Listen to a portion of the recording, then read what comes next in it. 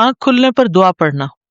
نبی صلی اللہ علیہ وسلم نے فرمایا جو شخص رات کو بیدار ہو کر یہ دعا پڑھے لا الہ الا اللہ وحدہ لا شریک لہ لہ الملک ولہ الحمد وہو علی کل شیء قدیر الحمد للہ وسبحان اللہ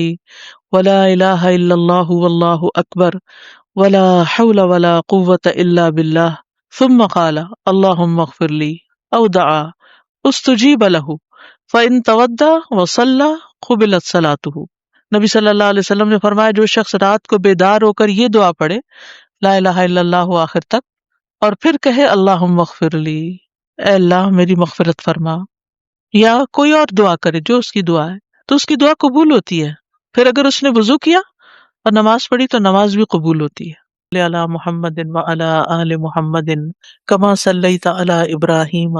وعلی آل ابراہیم انک حمید مجید اللہم بارک علی محمد وعلی آل محمد کما بارکت علی ابراہیم وعلی آل ابراہیم انک حمید مجید۔ آنکھ کھلنے پر دعا پڑھنا۔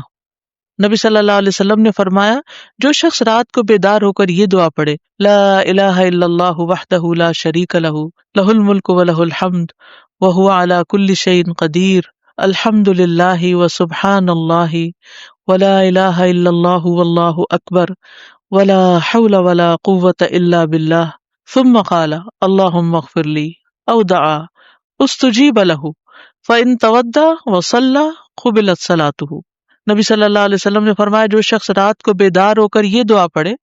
لا الہ الا اللہ آخر تک اور پھر کہے اللہم اغفر لی، اے اللہ میری مغفرت فرما، یا کوئی اور دعا کرے جو اس کی دعا ہے تو اس کی دعا قبول ہوتی ہے۔ پھر اگر اس نے وضو کیا اور نماز پڑھی تو نماز بھی قبول ہوتی ہے۔